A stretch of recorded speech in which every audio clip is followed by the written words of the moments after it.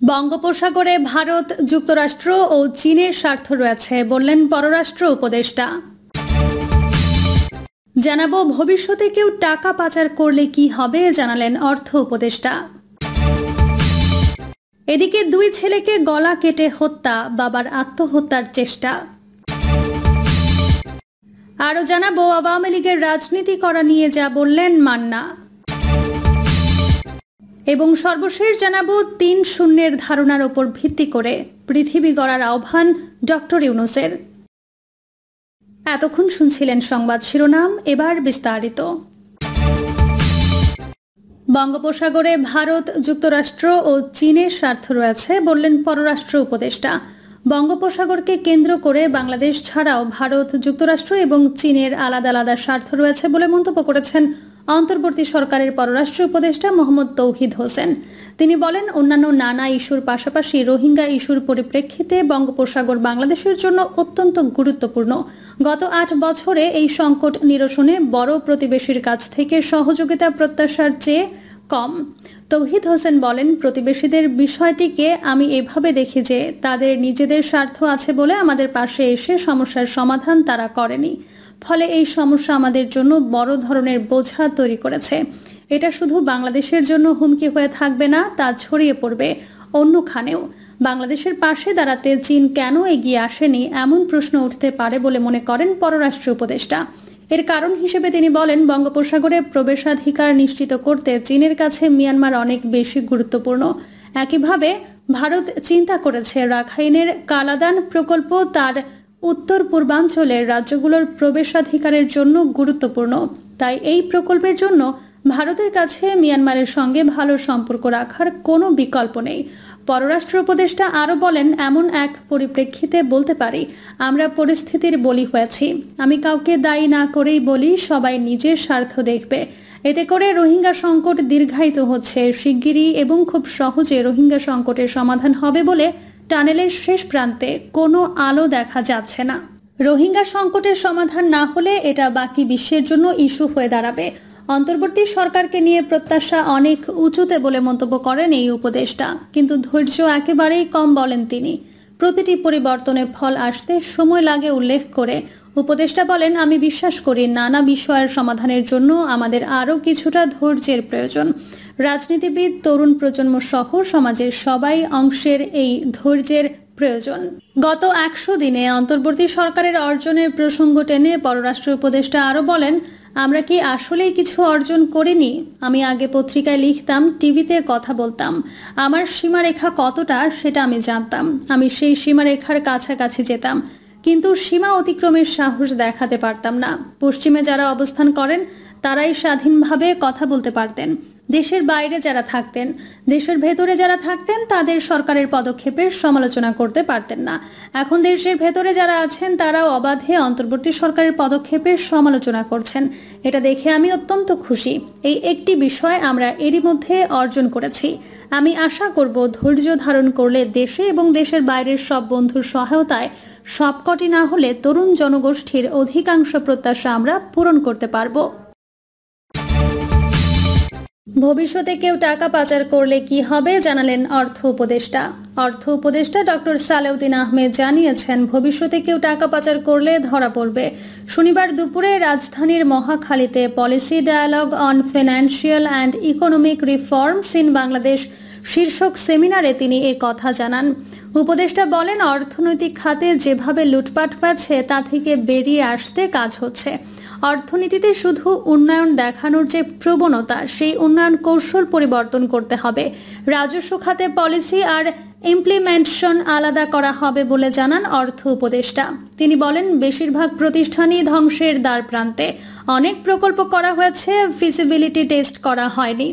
সংস্কারের ক্ষেত্রে multilateral, bilateral সবাই সহযোগিতার আশ্বাস দিয়েছে। অর্থনৈতিক স্থিতিশীলতা না থাকলে বিদেশি সহযোগীরাও সহায়তা কমিয়ে দেবে বলেও জানান সালেউদ্দিন আহমেদ। পাচার করা টাকা ফিরিয়ে আনার ব্যবস্থা করা হচ্ছে জানিয়ে তিনি আরও বলেন, ভবিষ্যতে কেউ টাকা পাচার করলে ধরা পড়বে। প্রাইভেট কিংবা পাবলিক সেক্টর যেই হোক ধরা পড়বে। দুই ছেলেকে গলা কেটে হত্যা, বাবার আত্মহত্যার চেষ্টা। রাজধানীর পল্লবীতে 2 ছেলে শিশুকে গলা কেটে হত্যা করা হয়েছে। তাদের বাবাকেও গলা কাটা অবস্থায় উদ্ধার করে হাসপাতালে ভর্তি করা হয়েছে।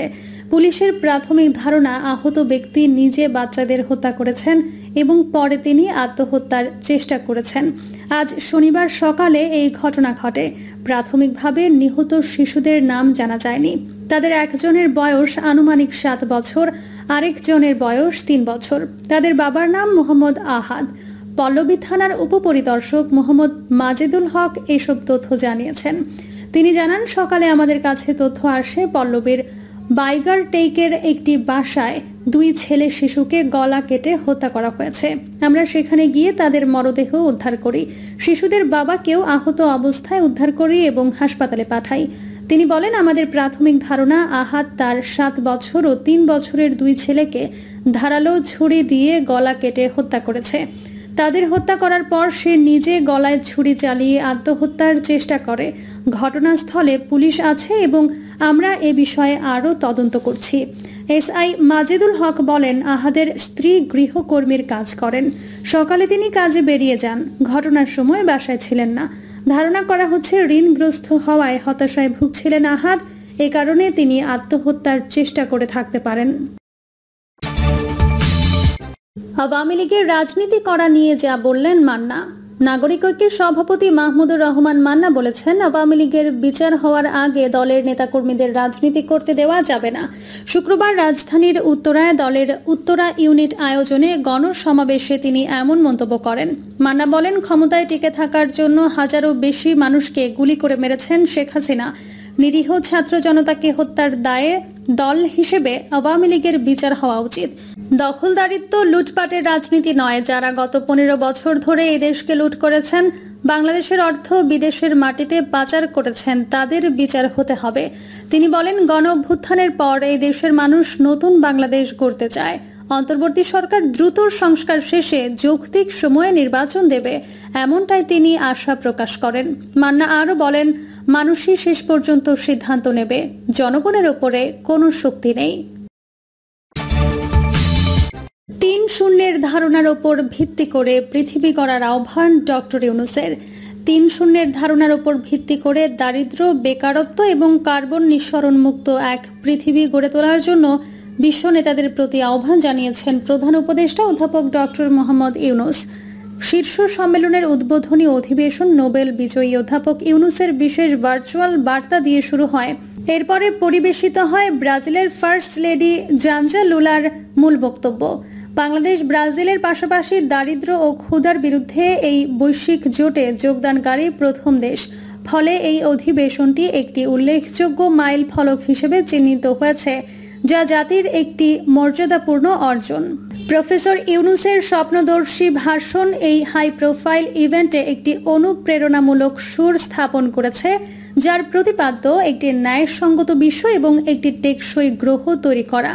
কারণ তিনি একটি ন্যায্য আরও স্থিতিস্থাপক বৈশ্বিক ভবিষ্যতের জন্য সিদ্ধান্তমূলক পদক্ষেপের আহ্বান জানিয়েছেন।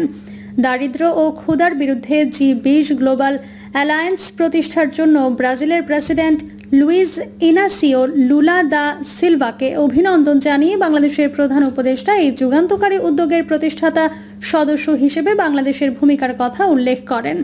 এই G20 জোট ব্রাজিলের সভাপতিত্বে তৈরি করা হয়েছিল, যার লক্ষ্য ছিল বিশ্বব্যাপী ক্ষুধা ও দারিদ্র্য মোকাবেলায় প্রচেষ্টাকে একত্রিত করা।